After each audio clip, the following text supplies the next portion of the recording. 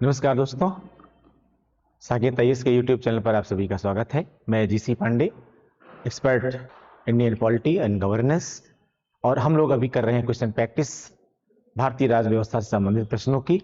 ये वे प्रश्न हैं, ये वे क्वेश्चंस हैं जो लगातार एग्जाम में पूछे गए हैं, और उनमें हम ने एक मॉडल पेपर के अकॉर्डिंग जैसे एक संभावित प्रश्न हो सकते हैं, उनके हिसाब से प्रश्नों में संशोधन भी किए हुए हैं कि जिससे भविष्य के प्रश्न भी आपके लिए बन सके। ठीक है, तो उनमें हम अभी एक प्रैक्टिस टेस्ट करा रहे हैं, और ये प्रैक्टिस टेस्ट जो है लगभग चैप्टर वाइज चल रहे हैं, जिसमें हम आपके लगभग सब चैप्टर को कवर कर सके। इस श्रृंखला में, उसी सीरीज में ये प्रैक्टिस सेट नंबर क्या है, 14 चल रहा है। ठीक है, आज, और इसमें कुल आपको 20 क्वेश्चंस मिलेंगे, कुल आपको 20 क्वेश्चंस मिलेंगे। ठीक है, इसमें आइए देखते हैं। पहला क्वेश्चन है कथन और कारण का क्वेश्चन है ये। सामाजिक, आर्थिक एवं राजनीतिक क्षेत्रों में समान आधार निर्मित करने के उद्देश्य से राज्य असमान लोगों के लिए भिन्न व्यवहार कर सकता है। सामाजिक, आर्थिक एवं राजनीतिक क्षेत्रों में समान आधार निर्मित करने के उद्देश्य से राज्य असमान लोगों के लिए भिन्न व्यवहार कर सकता है। ठीक है, कारण कहता है कि समान लोगों में विधि समान होगी और समान रूप से प्रशासित की जाएगी। अब यहां पर दो बातें हैं।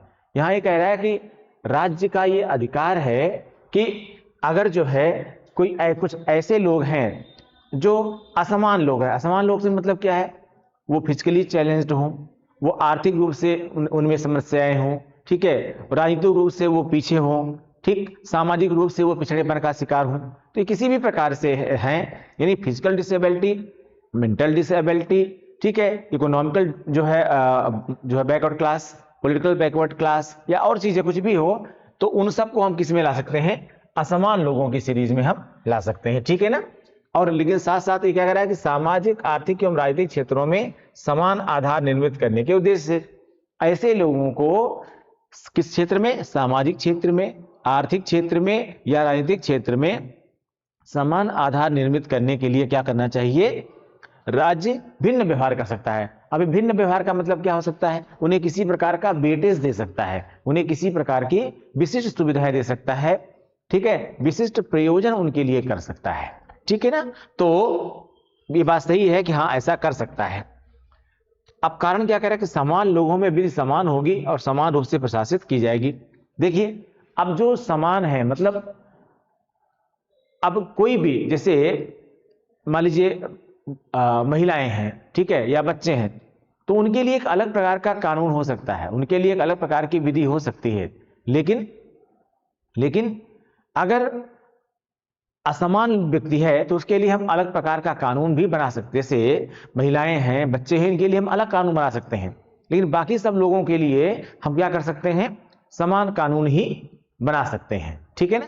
तो ऐसे में इसका मतलब सही है कि जो आर कह रहा है समान लोगों में विधि समान होगी और समान रूप से प्रशासित की जाएगी, ये सही है। इसका मतलब कि ए भी सही है और आर भी सही है, और आर जो है ए की सही व्याख्या भी कर रहा है, यानी सही स्पष्टीकरण भी है। तो इसमें क्या सही हो जाएगा, ए ऑप्शन सही हो जाएगा। ठीक है, आइए अगला क्वेश्चन देखें हम लोग। भारत के संदर्भ में निम्नलिखित में से कौन सा अधिकार और कर्तव्यों के बीच सही संबंध है। भारत के संदर्भ में निम्नलिखित में से कौन सा अधिकार और कर्तव्यों के बीच सही संबंध है। अधिकार कर्तव्यों के साथ सह संबंधित है। कह रहा है, क्वेश्चन क्या कह रहा है कि भारत के संदर्भ में निम्नलिखित में से कौन सा अधिकार और कर्तव्य के बीच सही संबंध है। ए कह रहा है अधिकार कर्तव्यों के साथ साथ संबंधित है, सही बात है, क्योंकि सही संबंध पूछ रहा है ना, तो ये बात तो सही है। बी कह रहा है अधिकार व्यक्तिगत और अंतः समाज और कर्तव्यों से स्वतंत्र हैं। नहीं नहीं नहीं, ये बिल्कुल नहीं है। अधिकार व्यक्तिगत और अंतः समाज और कर्तव्यों से स्वतंत्र नहीं है। मेरे हिसाब से ये आंसर नहीं, ये विकल्प सही नहीं है। सी कह रहा है नागरिक के व्यक्ति के विकास के लिए अधिकार महत्वपूर्ण है ना कि कर्तव्य। अधिकार महत्वपूर्ण है ना कि कर्तव्य। अगर सही वे में देखा जाए तो अगर आप केवल अधिकार की मांग करेंगे और अपने कर्तव्यों को नहीं समझेंगे तो कोई भी समाज चल नहीं सकता है। हमें अधिकार और कर्तव्यों के बीच में सही सामंजस्य भी स्थापित करना होता है, ठीक है ना। तो ऐसे में अधिकार महत्वपूर्ण है तो कर्तव्य भी महत्वपूर्ण है, ठीक है ना, दोनों का साथ होना चाहिए, इसलिए ये विकल्प भी सही नहीं है। राज्य के स्थायित्व के लिए कर्तव्य महत्वपूर्ण है, ना कि अधिकार। ऐसा नहीं हो सकता है कि आप केवल कर्तव्यों की बात करें और अधिकारों की बात ही ना करें, बल्कि अगर हमारे कर्तव्य हैं तो हमारे अधिकार भी हैं, हमारे अधिकार हैं तो हमारे कर्तव्य भी हैं। इसीलिए क्या किया गया, भारतीय संविधान में दोनों बातें कही गई हैं, ठीक है। ये भी गलत होगा, दो बातें। भाई आपको अधिकार दिया गया, आपको अधिकार कहां दिया गया, आपको मूल अधिकार दिए गए, कहां से कहां तक दिए गए, अनुच्छेद 12 से 35 के बीच में दिए गए, ठीक है ना। लेकिन साथ में इसी में जोड़ा गया मूल कर्तव्य, भारतीय संविधान में मूल कर्तव्य जोड़ा गया। 42वें संविधान संशोधन के माध्यम से क्या किया गया, इसमें मूल कर्तव्यों को जोड़ा गया। और ये मूल कर्तव्य मैंने कहा ना पहले नहीं थे, बल्कि 42वें संविधान संशोधन के माध्यम से इसमें जोड़े गए। पहले 10 मूल कर्तव्य थे और अब कुल कितने हो गए हैं, 11 मूल कर्तव्य, ठीक है ना। तो ये और कहां पर है, ये आर्टिकल 51A में है, आर्टिकल 51A में है। कुल 11 मूल कर्तव्य अब हो गए हैं। तो भाई दोनों इसीलिए संविधान में दिया गया ना कि अधिकार और कर्तव्य दोनों ही साथ होना चाहिए। इसीलिए ये पहला जो विकल्प कह रहा है, क्या कह रहा है पहला विकल्प, पहला विकल्प कह रहा है कि जो अधिकार हैं और कर्तव्य हैं ये दोनों साथ साथ संबंधित हैं। ये विकल्प सर्वाधिक उपयुक्त है और यही विकल्प क्या है, सही है कि अधिकार कर्तव्यों के साथ सह संबंधित है। अगला क्वेश्चन देखते हैं हम लोग, सामाजिक समानता से क्या अभिप्राय है। प्रत्येक व्यक्ति को सामाजिक समानता से क्या अभिप्राय, यानी सोशल इक्वलिटी जो है हमारी,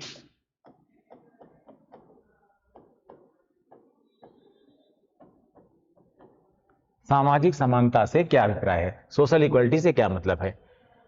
पहला कह रहा है कि प्रत्येक व्यक्ति को अपनी हैसियत के अनुसार कृत्य करने चाहिए, यानी प्रत्येक व्यक्ति को अपनी जो भी आपका स्तर है, जो भी आपकी क्षमता है उसके हिसाब से कृत्य मतलब काम यानी वर्क करना चाहिए।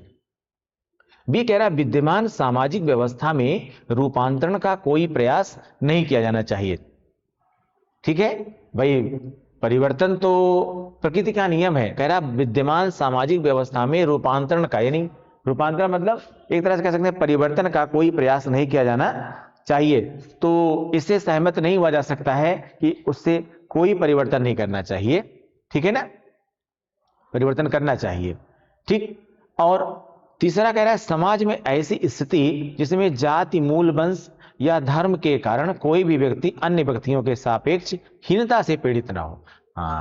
अब अगर सामाजिक समानता की बात करते हैं तो भाई सामाजिक समानता का मतलब क्या हुआ, समाज में सभी लोग लगभग क्या हो, समान हो किसी भी आधार पर। किस आधार पर, देखिए हर आधार पर तो समान नहीं हो सकते, जैसे आर्थिक आधार है तो ऐसा नहीं हो सकता है कि हर व्यक्ति के पास एक बराबर पैसा हो, ऐसा नहीं हो सकता हर व्यक्ति के पास एक बराबर जो है संपत्ति हो, लेकिन हाँ हर व्यक्ति के पास इतना पैसा जरूर होना चाहिए, यानी उसका आर्थिक स्तर इतना जरूर होना चाहिए कि वो कम से कम जो है एक सामान्य स्थिति, एक साधारण स्थिति जिसको हम गरीबी रेखा से ऊपर की स्थिति कहते हैं, उसका यानी एक आधारभूत सुविधाओं के साथ अपने जीवन को व्यतीत कर सके, इसके उसके पास ये सब सुख सुविधाएं जरूर होनी चाहिए, ठीक है ना।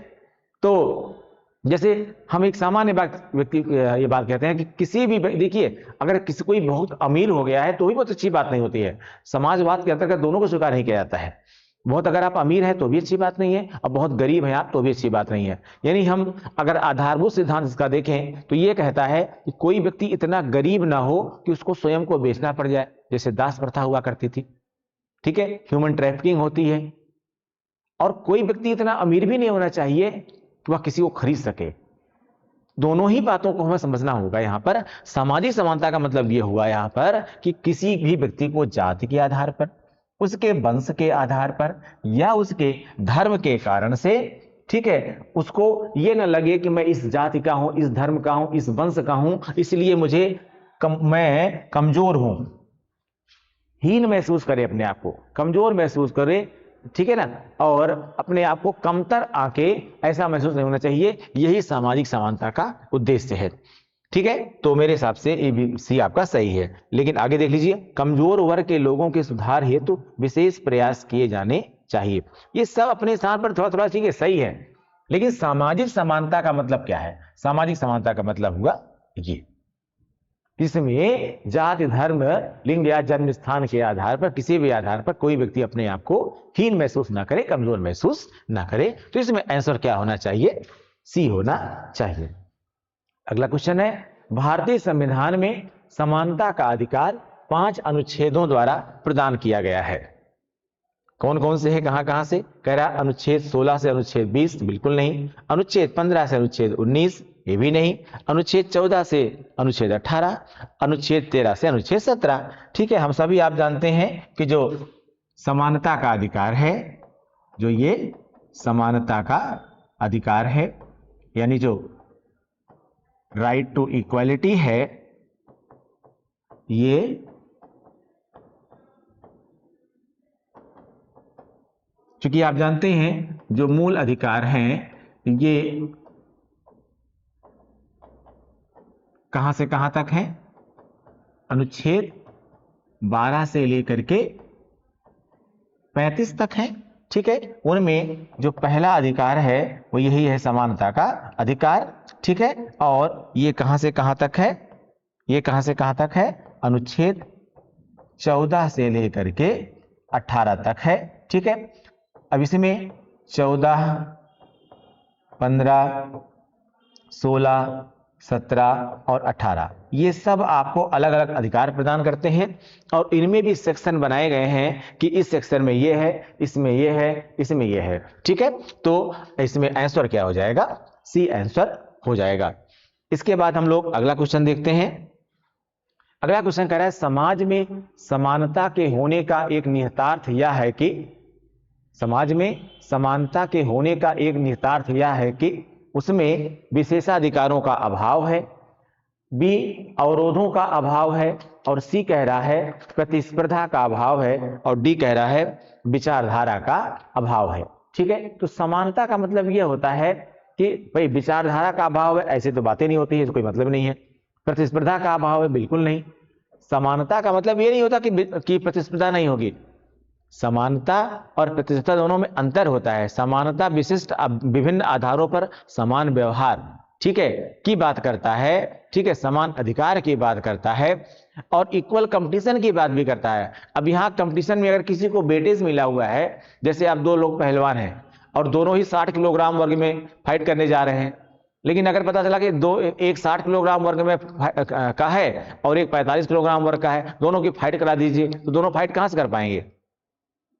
ठीक है भाई, तो जैसे कभी कभी आपको समस्या होती है ना कि आरक्षण दिया गया है, आरक्षण समानता का अधिकार का उल्लंघन है? नहीं, समानता का अधिकार यह कहता है कि समान परिस्थितियों में समान अधिकार और विपरीत परिस्थितियों में विपरीत अधिकार। अब अगर परिस्थितियां समान होगी तभी तो समान अधिकार की बात आप करेंगे।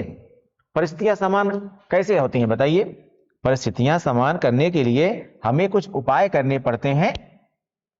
परिस्थितियां समान करने के लिए हमें कुछ उपाय करने होते हैं। ठीक है ना? अब जैसे देखिए, ये यहां पर इक्वल लेवल पर है नीचे से, लेकिन ऊपर से सब लोग इक्वल लेवल पर नहीं है। इनमें अगर कंपटीशन है, मान लीजिए किसी नौकरी के लिए, किसी जॉब के लिए कंपटीशन है, तो कैसे इक्वलिटी हो पाएगी? कैसे लोग कॉम्पीट कर पाएंगे? क्योंकि समाज में अलग है। मान लीजिए ये एसटी है, ये एससी है, ये ओबीसी है, ये जनरल है, तो कैसे लड़ाई कर पाएंगे आपस में? जाहिर सी बात है, इन्हें हमें क्या करना पड़ेगा? कुछ जैक देना पड़ेगा। जैक मतलब इन्हें सपोर्ट देना पड़ेगा। अब देखिए, हमने अगर इनको इतना सपोर्ट दे दिया तो इसके बराबर हो गए। अब अगर हमने इनको इतना सपोर्ट दे दिया तो इनके बराबर हो गए। इन्हें हमने इतना सपोर्ट दे दिया तो अब ये बराबर हो गए। अब यहां पर ये जो लेवल जा रहा है, ये लगभग इक्वल लेवल जा रहा है ना। अब ये इक्वल लेवल से क्या हो जाएगा? फाइट करने में आसानी हो जाएगी ना, तब ना कंपटीशन हो पाएगा। ठीक है ना? तो इसलिए वास्तव में समानता होने का निहितार्थ यह है कि किसी के पास विशिष्ट अधिकार नहीं है। जैसे क्या है कि आप मानिए 5 दोस्त बैठे हुए हैं और 5 दोस्तों में से 4 दोस्त काम कर रहे हैं। एक कहता है नहीं, मेरे पास विशेष अधिकार है, मैं राजा का लड़का हूं और मैं काम नहीं करूंगा। आप लोग काम करिए, आप लोग काम करके काम कंप्लीट कर देंगे, वो बैठ के अपना मजा करेगा।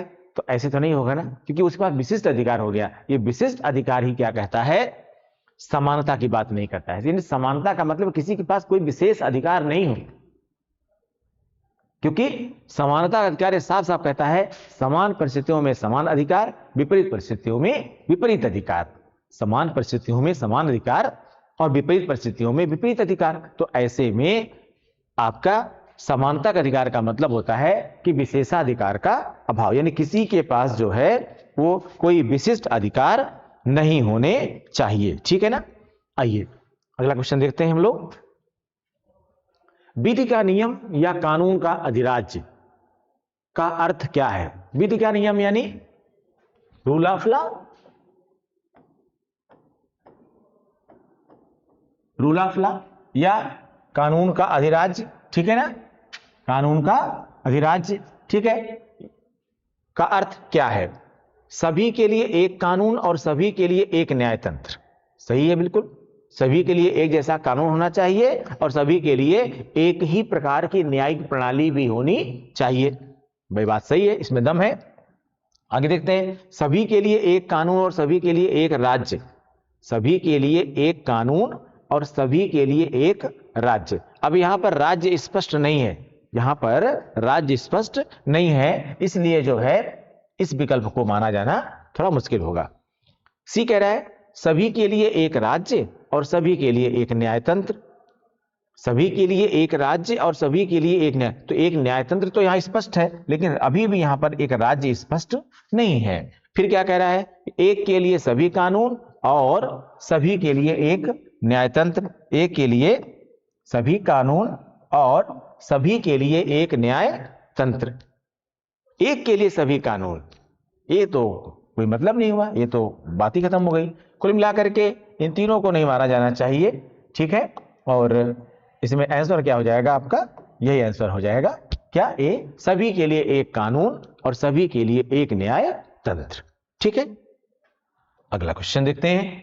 भारत के राज्य क्षेत्र में विधि के समक्ष समता, विधि के समक्ष समता, ठीक है, यानी कानून के समक्ष सभी लोग क्या है, समान है, अथवा विधियों के समान संरक्षण, ठीक है, की गारंटी भारत के संविधान के निम्नलिखित में से किस अनुच्छेद के अंतर्गत दी गई है।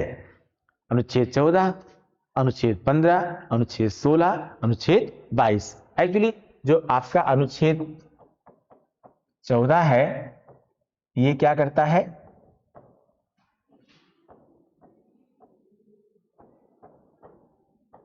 विधि के समक्ष समानता की बात करता है। विधि के समक्ष समानता की बात करता है, यानी ये right to equality of the law. ठीक है, तो विधि के समक्ष समानता की बात करता है। अब विधि के समक्ष समानता का ही मतलब होता है विधियों का समान संरक्षण। ठीक है, विधियों के समान संरक्षण की गारंटी, यानी कानून के लिए सभी व्यक्ति आधारभूत रूप से समान हैं। वो राजा भी हो सकता है, वो रंग के भी हो सकता है। कुछ विशिष्ट पदों के लिए, विशिष्ट परिस्थिति के लिए, केवल परिस्थिति के लिए जो है वो कुछ विशिष्ट छूट दी गई है, लेकिन ये छूट बाद के लिए भी उनके लिए नहीं रहती है और स्वयं उनके लिए भी आंतरिक नियंत्रण की व्यवस्था की गई है। जैसे राष्ट्रपति को कुछ विशिष्ट अधिकार दिए गए हैं, तो बिल्कुल वो अधिकार दिए गए हैं। ठीक है, किसी भी संसद सदस्य को संसद के अंदर जैसे बोलने का अधिकार दिया गया है, तो अधिकार दिया गया है, लेकिन राष्ट्रपति पर भी कार्रवाई हो सकती है उसके कार्यकाल के दौरान। न्यायालय में भले ही उसको उत्तरदायी या न्यायालय में उसको नहीं ले जाया सकता है, लेकिन उनके ऊपर भी महाभियोग की प्रक्रिया है। और अगर संसद के सदस्यों की बात करें तो संसद के सदस्यों को भी उनके ऊपर भी आंतरिक नियंत्रण की समस्या की है। यानी संसद के सदस्य जो है, जो भी अंदर सदन के अंदर करते हैं, तो सदन के अध्यक्ष को अधिकार होता है कि अगर उन्होंने कुछ गलत टिप्पणी की है या कुछ गलत काम किया हुआ है जो सामान्य तौर पर बाहर करते, तो उसके लिए उनके ऊपर कार्रवाई की जा सकती थी। संसद के अंदर बोले हैं तो कार्रवाई नहीं की जा सकती है। से इसका मतलब यह हुआ कि अगर अध्यक्ष को ऐसा लगता है कुछ आपने गलत किया हुआ है, तो आपके खिलाफ भी वो अनुशासनात्मक कार्रवाई कर सकते हैं, जिसमें आपको सदन की कार्यवाही से पूरे सेशन के लिए वंचित किया जा सकता है। कुछ एक दिनों के लिए वंचित किया जा सकता है, या सदन के अंदर आपको माफी मांगने के लिए भी कहा जा सकता है। जैसे अभी देखा होगा आपने, साउथ इंडिया के एक मेंबर ने पार्लियामेंट में अभी कल कुछ गलत बोल दिया था और अल्टीमेटली उन्होंने अपोलाइज किया है। ठीक है, जैसे उन्होंने कुछ टिप्पणी कर दी थी, बीजेपी जो है गोमूत्र वाले राज्यों में जीती है। ठीक है, गोमूत्र वाले राज्यों में बीजेपी का कब्जा है, या बीजेपी वही जीती है जहां पर गोमूत्र लोग पीते हैं। तो थोड़ा सा क्या है कि अभी एक विशेष क्षेत्र का अपमान हो जाता है ये, तो ऐसे में उन्होंने इसके लिए स्वयं माफी मांगी। अदरवाइज क्या हो सकता था, संसद के सदस्यों के आग्रह पर लोकसभा के अध्यक्ष उनके खिलाफ कार्रवाई कर सकते थे। ठीक है ना। तो कुल मिलाकर कोई भी हो, विधि के समक्ष समानता है। ये अलग है कि अलग अलग प्रकार की विधियां उनके लिए बनाई गई हैं। तो इसमें क्या हो जाएगा आंसर, अनुच्छेद 14 हो जाएगा। ठीक, आइए अगला क्वेश्चन देखते हैं। कानून को लागू करने के मामले में, कानून को लागू करने के मामले में कोई विधान, कानून को लागू करने के मामले में कोई विधान जो किसी कार्यपालक अथवा प्रशासनिक प्राधिकारी को अनिर्देशित एवं अनियंत्रित विवेकाधिकार देता है, भारत के संविधान के निम्नलिखित अनुच्छेदों में से किसका उल्लंघन करता है? कोई नियम जो किसी कार्यपालक अथवा प्रशासनिक अधिकारी को, यानी जो किसी एग्जीक्यूटिव ऑफिसर या एडमिनिस्ट्रेटिव जो है पोस्ट पर बैठे किसी अधिकारी को अनिर्देशित यानी नॉन गाइडेड एवं अनियंत्रित अनकंट्रोल्ड विवेकाधिकार, स्वेच्छाधिकार देता है, भारत के संविधान के निम्नलिखित अनुच्छेदों में से किसका उल्लंघन करता है? तो वास्तव में ये भी क्या है, ये भी अनुच्छेद 14 का ही उल्लंघन माना जाता है। ठीक है, क्योंकि सभी को, किसी को भी अनियंत्रित अधिकार या अनियमित अधिकार नहीं है। ठीक है, तो ये व्यवस्था भी किसी में है, अनुच्छेद 14 के अंदर ही है। आइए अगला क्वेश्चन देखते हैं। भारत में पुरुषों और स्त्रियों में संपूर्ण समता का उल्लंघन निम्नलिखित में से किसमें किया गया है? भारत के संविधान के अनुच्छेद 14 और 15 में, भारत का संविधान की 5वीं अनुसूची में, भारतीय स्वतंत्रता अधिनियम में, भारत के संविधान का अनुच्छेद 20 में। वास्तव में इसमें भी आंसर क्या हो जाएगा, ए हो जाएगा, अनुच्छेद 14 और 15 में। अनुच्छेद 14 कहता है किसी भी आधार पर सभी व्यक्ति विधि के समक्ष क्या है, समान है। विधि के समक्ष समान है मतलब समान परिस्थितियों में समान है, विपरीत परिस्थितियों में विपरीत व्यवहार भी समानता का ही प्रतीक होता है या समानता की ही व्याख्या करता है। अनुच्छेद 15 आप जानते हैं, यह कहता है कि धर्म, जाति, लिंग, जन्म स्थान किसी भी आधार पर किसी से कोई भी भेद नहीं होगा। तो कह रहा है कि यहां पर पुरुषों और स्त्रियों, तो क्या आ गया, लिंग भी आ गया यहां पर ना, यानी जेंडर के आधार पर आप मेल और फीमेल में डिटेक्शन की बात नहीं कर सकते हैं। वास्तव में इसमें भी क्या है, इक्वालिटी है, समता है। तो किसमें है, अनुच्छेद 14 और 15 में है। आंसर हो जाएगा इसका ए। अगला क्वेश्चन कह रहा है भारत के संविधान का निम्नलिखित में से कौन सा अनुच्छेद यह निर्धारित करता है कि राज्य कोष से संपोषित कुओं, तालाबों एवं स्नान घाटों का प्रयोग करने से किसी भी नागरिक को वंचित नहीं किया जा सकता है? ठीक है, यानी ये कह रहे हैं कि भारत के संविधान का निम्न में से कौन सा अनुच्छेद यानी आर्टिकल यह निर्धारित करता है कि अगर उन्हें राज्य कोष से, यानी उनको सरकारी पैसे से, सरकारी धन से उनका निर्माण किया गया है, चाहे वो कुएं हों या तालाब हों या स्नान घाट हों, ठीक है, उनका प्रयोग करने से किसी भी नागरिक को वंचित नहीं किया जा सकता है। तो ये कौन कहता है, ये अनुच्छेद 15 कहता है। अनुच्छेद 15 में अभी बताया आपको जो है कि किसी भी आधार पर किसी से कोई विभेद नहीं किया जा सकता है, यानी धर्म, मूल, वंश, जाति, लिंग या जन्म स्थान के आधार पर किसी से विभेद नहीं किया जा सकता है। तो जाहिर सी बात है कि अगर कोई सार्वजनिक संपत्ति है तो सार्वजनिक संपत्ति के उपयोग पर भी इस प्रकार से रोक लगाई नहीं जा सकती है। ठीक है ना, ये कौन कहता है, अनुच्छेद 15 कहता है। अगला क्वेश्चन कहते हैं अगला क्वेश्चन है, धर्म आदि के आधार पर विभेद का प्रतिषेध भारत के संविधान का अनुच्छेद 15 एक मौलिक अधिकार है जिसे इसके अधीन वर्गीकृत किया जाएगा। धर्म की स्वतंत्रता का अधिकार, शोषण के विरुद्ध अधिकार, सांस्कृतिक और शैक्षिक अधिकार, समता का अधिकार। चूंकि चैप्टर वाइज क्वेश्चन करा रहे हैं आपको, तो इसमें क्वेश्चन रिपीट करेंगे, ठीक है। जैसे मैंने इससे पहले 2-3 में एक्सप्लेन किया, अनुच्छेद 14, 15 बार बार रिपीट हो रहा है, तो यहाँ पर भी रिपीट करेगा बिल्कुल, क्योंकि चैप्टर वाइज क्वेश्चंस दे रहे हैं। अभी अलग क्वेश्चन होता थोड़ा आपको अलग लगता, अलग क्वेश्चन हम बाद में देंगे, लेकिन ये जो समता का अधिकार है कौन सा है, अनुच्छेद 14 से 18 तक जो है समानता का अधिकार है। अब चूंकि स्पेशली धर्म की बात करेंगे तो अनुच्छेद 15 ही है, लेकिन धर्म, लिंग, जन्म स्थान, ठीक है, जाति, किसी भी आधार पर आप विभेद की बात करते हैं तो क्या है, अनुच्छेद 14 से 18 है, यानी समता का अधिकार या समानता का अधिकार। ठीक है, ठीक है, तो इसमें क्या हो जाएगा, आंसर डी हो जाएगा। अगला क्वेश्चन, भारतीय संविधान के किस अनुच्छेद के अंतर्गत शिक्षण संस्थाओं में, जिसमें गैर सरकारी व गैर अनुदान प्राप्त भी सम्मिलित हैं, अन्य पिछड़े अनुसूचित जाति व अनुसूचित जनजाति हेतु आरक्षण की सुविधा प्रदान की गई है, आरक्षण की सुविधा प्रदान की गई है।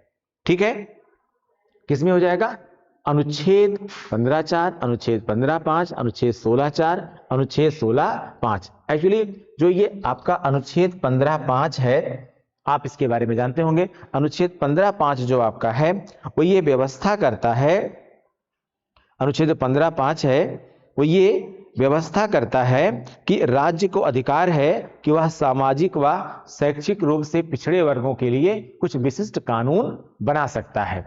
तो अगर सामाजिक और शैक्षिक रूप से पिछड़े व्यक्ति हैं, ठीक है, सामाजिक और शैक्षणिक रूप से पिछड़े व्यक्ति हैं, तो उनमें उनके लिए विशिष्ट कानून बनाने का प्रावधान हो सकता है। ठीक है, ये आपका अनुच्छेद 15(5) कहता है, और उसी के तहत ही आप ये क्या किया गया है, पिछड़े वर्गों को, अनुसूचित जातियों को और अनुसूचित जनजातियों को आरक्षण की सुविधा दी गई है। ठीक है, तो आंसर क्या हो जाएगा इसका, 15(5) हो जाएगा। संविधान के किन अनुच्छेदों के अनुसार ओबीसी को आरक्षण के प्रावधान किए गए हैं, संविधान के किन अनुच्छेदों के अनुसार ओबीसी को आरक्षण के प्रावधान किए गए हैं। आप जानते हैं एससी एसटी को आरक्षण अलग प्रावधान के तहत है और ओबीसी को आरक्षण जो है वो अलग प्रावधान के तहत दिया गया है। ठीक है भैया, तो इसमें ध्यान दीजिएगा, अनुच्छेद कह रहा है, जो विकल्प आपके पास है, अनुच्छेद 13(2) था 14, अनुच्छेद 14 था 15, अनुच्छेद 15(4) था 16(4), अनुच्छेद 17 तथा 18। इसमें आंसर होगा अनुच्छेद 15(4) तथा अनुच्छेद 16(4। अनुच्छेद 15(4) और अनुच्छेद 16(4। अब देखिए, अनुच्छेद 15(4) जो आपका है वो ये कहता है कि राज्य इनकी प्रगति व उन्नति के लिए विशेष प्रयास कर सकता है।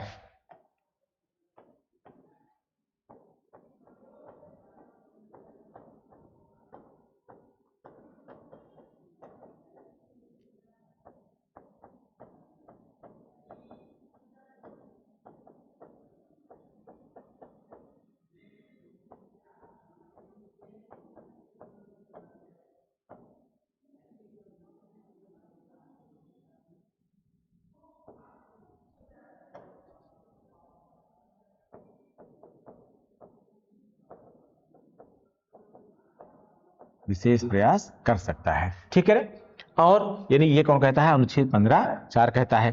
अब अनुच्छेद 16(4) आपका ये कहता है कि पिछड़े वर्ग के नागरिकों के लिए राज्य को, पिछड़े जो वर्ग के नागरिक हैं,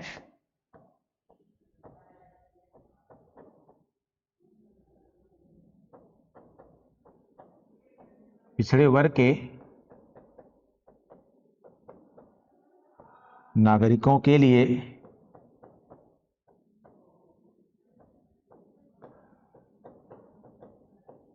राज्य पदों पर नियुक्ति के लिए, राज्य पदों पर नियुक्ति के लिए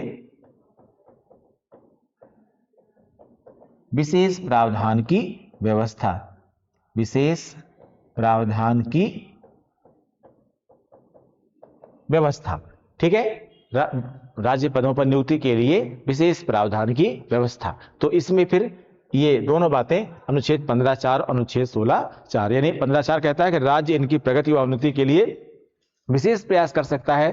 अनुच्छेद 16(4) कहता है कि पिछड़े वर्ग के नागरिकों के लिए राज्य पदों पर नियुक्ति के लिए विशेष प्रावधान की व्यवस्था की जा सकती है, ठीक है। या और जाहिर सी बात है, ये विशेष प्रावधान क्या होगा? ये विशेष प्रावधान ही क्या है भाई? ये विशेष प्रावधान ही आपका आरक्षण है, ठीक है, रिजर्वेशन है, ठीक है। तो हिसाब से क्या होगा? आंसर सी इसमें सही होगा, ठीक है। अगला क्वेश्चन, संविधान की प्रस्तावना में प्रयुक्त समाजवाद शब्द को निम्नलिखित किस अनुच्छेद के साथ मिलाकर पढ़ने से, संविधान की प्रस्तावना में प्रयुक्त समाजवाद शब्द को निम्नलिखित किस अनुच्छेद या अनुच्छेदों के साथ मिलाकर पढ़ने से सर्वोच्च न्यायालय को समान कार्य के लिए समान वेतन को मौलिक अधिकार परिभाषित करने की शक्ति प्राप्त हुई? ध्यान दीजिएगा, क्योंकि इसको मौलिक अधिकार पूरी तरह से नहीं माना जाता है समान कार्य के लिए समान वेतन को, लेकिन इसको कुछ अनुच्छेदों के साथ जोड़ करके समान कार्य के लिए समान वेतन की बात की जा सकती है।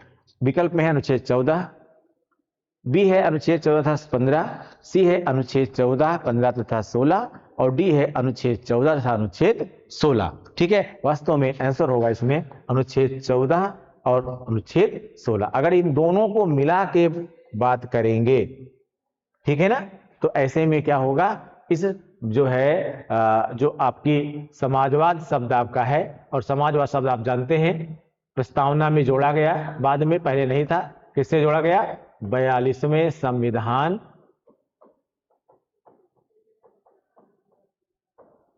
संशोधन के द्वारा, ठीक है ना।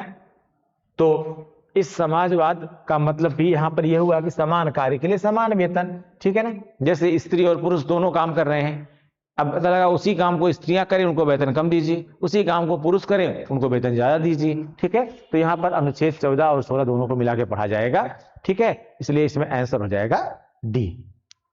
अगला क्वेश्चन कह रहा है, भारतीय संविधान के निम्नांकित अनुच्छेदों में से कौन सा एक लोक नियोजन के विषय में सभी नागरिकों को अवसर की समानता की प्रत्याभूति प्रदान करता है, ठीक है, गारंटी प्रदान करता है? भारतीय संविधान के निम्नांकित अनुच्छेदों में से कौन सा एक लोक नियोजन के विषय में, लोक नियोजन के विषय में, यानी जो सरकारें क्या करती हैं, विभिन्न प्रकार की प्लानिंग करती हैं, नियोजन करती हैं, में सभी नागरिकों को अवसर की समानता, यानी नौकरियों से संबंधित मामला हो या कोई अन्य मामला हो, उसमें अवसर की समानता की बात की जाती है। इसमें कौन सा अनुच्छेद बात इसकी करता है? इसमें हो जाएगा आपका अनुच्छेद 16(1) और अनुच्छेद 16(2).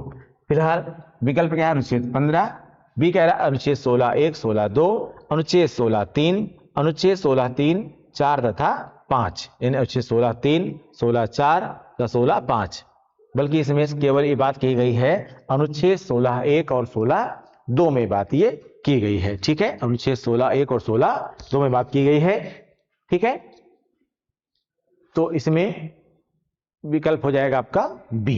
नेक्स्ट क्वेश्चन देखते हैं हम लोग, भारतीय संविधान का कौन सा अनुच्छेद अस्पृश्यता को समाप्त करता है? अस्पृश्यता यानी अनटचेबिलिटी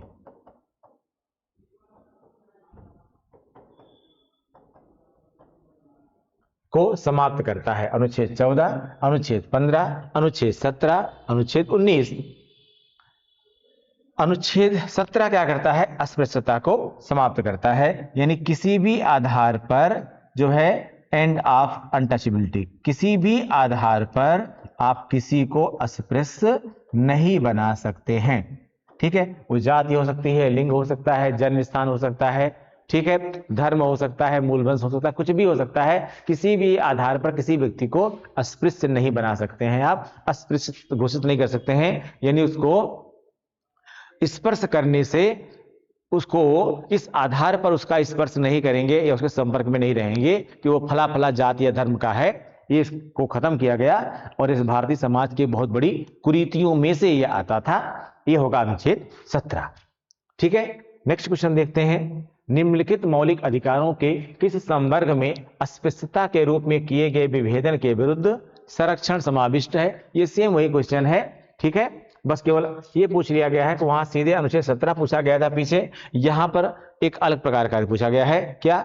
शोषण के विरुद्ध अधिकार, स्वतंत्रता का अधिकार, संवैधानिक उपचारों का अधिकार या समता का अधिकार? तो ये किस में आता है? समता का अधिकार। अब समता का अधिकार कहां से कहां तक है? समता का जो अधिकार है वो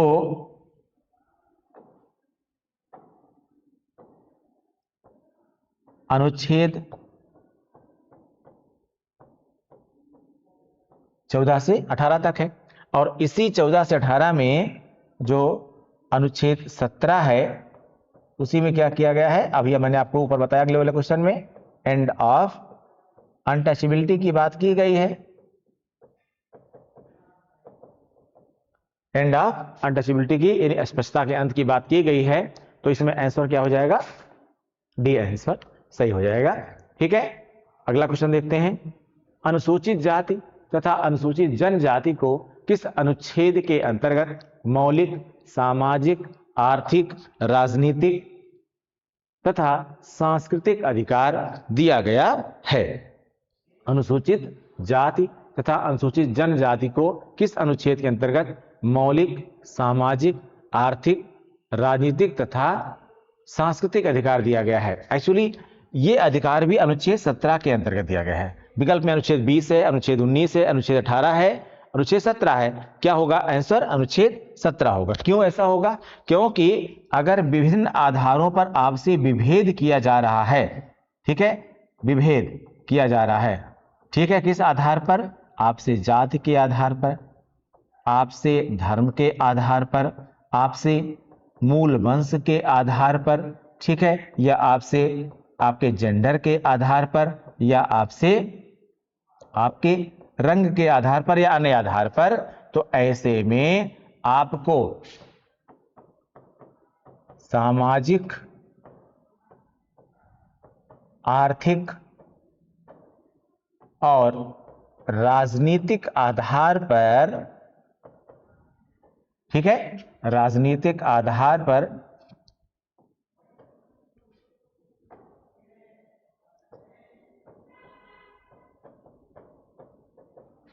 समानता कैसे मिलेगी?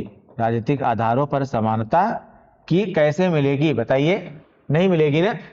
जैसे कि अगर व्यवस्था यही हो कि पहले की व्यवस्थाओं में कि आप अगर फला जाति के हैं या आप फला वर्ग के हैं, ठीक है, या आप महिला हैं, ठीक, तो आपको उच्च पदों पर जाने नहीं दिएगा। वहां पर आप एक अनटचेबल बना दिए गए, वहां पर आप एक तरह से अस्पृश्य कर दिए गए। अब अगर समाज में इस प्रकार की चीजें रहेंगी तो आप उन पदों पर पहुंच ही नहीं पाएंगे, उन व्यवस्थाओं तक आप पहुंच ही नहीं पाएंगे। और अगर आप उन व्यवस्थाओं तक पहुंच ही नहीं पाएंगे तो फिर आपका कह सकते हैं उत्थान कैसे होगा? आपकी जो प्रगति है वो कैसे होगी? थोड़ा सा मुश्किल हो जाएगा। इसीलिए आप सामाजिक तौर पर, आर्थिक तौर पर और राजनीतिक तौर पर, या कह सकते हैं सांस्कृतिक तौर पर भी विभिन्न आधारों पर आपका जो पार्टिसिपेशन है वो पार्टिसिपेशन ही नहीं हो पाएगा, और इस आधारों पर आपके साथ क्या होगा? विभेद होता हुआ चला जाएगा। समझ रहे हैं आप? तो इसलिए इस आधार पर आप जो है वहां तक पहुंच ही नहीं पाएंगे। ठीक है, तो अनुसूचित जाति तथा अनुसूचित जनजाति को किस अनुच्छेद के अंतर्गत, ठीक है, तो कौन होगा? अनुच्छेद 17 होगा। बेसिकली क्या है? समानता ही आपको वहां तक पहुंचाने के लिए प्रेरित करती है, समानता ही आपको वहां तक ले जाती है। ठीक है, तो इसमें आंसर हो जाएगा आपका 17। अगला क्वेश्चन देखते हैं हम लोग। अस्पृश्यता से उद्भूत अपराध गठित नहीं होगा। अस्पृश्यता से यानी अनटचेबिलिटी से उद्भूत अपराध गठित नहीं होगा, जबकि अभियुक्त, पहला बिल कह रहा है, बहुत इंपॉर्टेंट क्वेश्चन है और एक्सप्लेनेटरी क्वेश्चन, समझिएगा इसको आप लोग, कि अस्पृश्यता से उत्पन्न अपराध गठित नहीं होगा। ठीक है, कब? ये कह रहा अभियुक्त का कार्य जनसाधारण के किसी अनुभाग के व्यक्तियों के लाभ के लिए सृष्ट एक पूर्त न्यास के अधीन लाभ के उपभोग करने के संबंध में है। ठीक है। बी कह रहा अभियुक्त का कार्य अलंकारों के उपयोग करने के संबंध में है। सी कह रहा अभियुक्त के अपराध कारित करने में सक्षम नहीं होने से है। और डी कह रहा है अभियुक्त और परिवादी पीड़ित समान सामाजिक समूह से हैं। ठीक है, एक्चुअली इन तीनों का कोई मतलब नहीं है, इन तीनों का मतलब नहीं है। आप ए विकल्प पर विचार करिए। एक फिर से पढ़िए एक बार, कह रहा अभियुक्त का कार्य जनसाधारण के किसी अनुभाग यानी किसी सेक्शन के व्यक्तियों के लाभ के लिए सृष्ट यानी बनाया हुआ एक पूर्त न्यास यानी एक ट्रस्ट के अधीन लाभ के उपयोग करने के संदर्भ में है। यानी यहां पर यह कहता है कि अस्पृश्यता से संबंधित अपराध तभी होगा जब एक संगठित समूह में काम करने वाले व्यक्ति इस प्रकार की व्यवस्थाओं का कहीं ना कहीं प्रतिभाग करते हैं या उसमें विभेद करते हैं। तो इसमें आंसर क्या हो जाएगा, अनुच्छेद 19 में, इसमें क्वेश्चन नंबर 19 में क्या हो जाएगा, ए आंसर हो जाएगा। ठीक है, 20वां देखिएगा, निम्नलिखित में से कौन सा मौलिक अधिकार का भाग नहीं है। शिक्षा का अधिकार, अल्पसंख्यकों द्वारा शैक्षिक संस्थान स्थापित करने का अधिकार, सी कह रहा उपाधियों से विभूषित होने का अधिकार, और डी कह रहा अस्पृश्यता के विरुद्ध अधिकार। देखिए शिक्षा का अधिकार आपका मौलिक अधिकार है, ठीक है, जो अनुच्छेद 21 ए में दे दिया गया। अल्पसंख्यकों द्वारा शैक्षिक संस्थान स्थापित करने का अधिकार, माइनॉरिटी के लोग भी एजुकेशनल इंस्टीट्यूट स्थापित कर सकते हैं, ये भी आपका मौलिक अधिकार है। उपाधियों से विभूषित अस्पृश्यता के विरुद्ध अधिकार, बिल्कुल अनटचेबिलिटी आप किसी तरह से अनाउंस नहीं कर सकते, ये भी आपका मौलिक अधिकार है। लेकिन ये आपका मौलिक अधिकार नहीं है, क्या, उपाधियों से विभूषित होने का। उपाधियों का अंत किया गया है, अनुच्छेद 18 में सीधे क्या किया गया है, उपाधियों का अंत किया गया है। किसी भी प्रकार से सैनिक और शैक्षिक क्षेत्र में छोड़ करके, सैनिक और शैक्षणिक क्षेत्र में छोड़ करके किसी भी प्रकार से किसी को उपाधियों का उपयोग करने का अधिकार नहीं है। ठीक है, तो ये आपका मौलिक अधिकार नहीं है। अब क्वेश्चन के हिसाब से देखिए आप, तो इसमें आंसर क्या हो जाएगा, इसमें आंसर हो जाएगा सी। ठीक है ना, तो ये थे कुल आपके 20 क्वेश्चन। आशा करता हूं आपको बढ़िया लगे होंगे क्वेश्चंस, अच्छे क्वेश्चंस आपके हैं, कंटिन्यू लगे रहिए। अभी मैंने कहा पहले वादा किया था, अभी हम नंबर ऑफ क्वेश्चंस थोड़ा और बढ़ाएंगे, ठीक है, जिससे हम लगभग हर चैप्टर को कवर कर सके। तो ये भी हो सकता है कि एक लेक्चर में हम कम से कम 30 क्वेश्चन ले लें, जिससे कि हम 2 सेक्शन को कवर कर सके, तो वो भी हमारी कोशिश रहेगी। ठीक है, मिलते हैं। आप लोग वीडियोस को लाइक करते रहिए, शेयर करिए। कुछ और चाहते हैं हमसे बेहतर तो आप कमेंट करिए, बताइए हमको, आपकी पूरी सहायता हम करेंगे जो भी हमसे संभव हो सकता है। ठीक है, और अगर आप सब्सक्राइबर नहीं है तो आप चैनल को सब्सक्राइब करते रहिए, ठीक है, जिससे इसकी रीचेस बढ़ें। और हमने आपको इससे पहले के वीडियो में अनाउंस किया था, हम चैनल में जो कम्युनिटी ऑप्शन है, कम्युनिटी ऑप्शंस पे आपको डेली 10 से 15 क्वेश्चन डेली आपको हम दे रहे हैं, अलग अलग सब्जेक्ट के क्वेश्चन दे रहे हैं, उसको रैपिडली आप सॉल्व करते रहिए। ये तो हम एक्सप्रेशन के लिए क्वेश्चन आपके टेस्ट सीरीज चला रहे हैं, प्रैक्टिस सेट चला रहे हैं, लेकिन वहां पर सीधे आपको वन साइडेड आप बैठ के भी स्पीडली क्वेश्चन सॉल्व कर सके, उसके लिए भी हम पूरा दे रहे हैं कम्युनिटी पे क्वेश्चन। तो उसको भी आप करते रहिए सॉल्व, और उसको भी आप लोग लाइक करते रहिए, जिससे हमको पता चले, कि हमारी टीम को पता चलता रहे कि हम सही दिशा में जा रहे हैं। ठीक है, फिलहाल इसका एक ऐसा सीट है, आप लोग क्या मिला लीजिए, यह ऐसा सीट आपकी है पूरी। ठीक है, थैंक यू।